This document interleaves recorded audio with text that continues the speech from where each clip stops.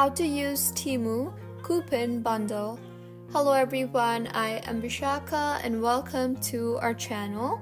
Now let's get right into the tutorial. Firstly, go ahead and open the Temu app on your device.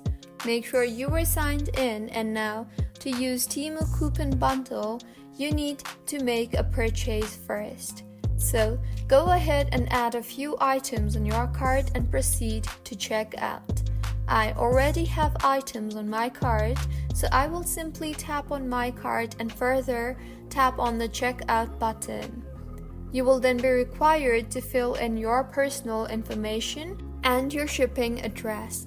Once entered, move forward and you will see the option for apply coupon code. Tap on that and go ahead and enter your coupon code.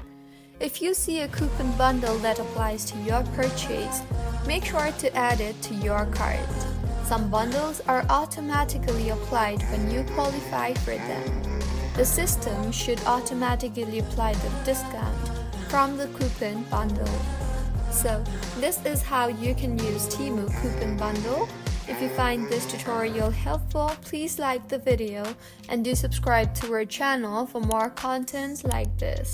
Thank you for staying with us until the end.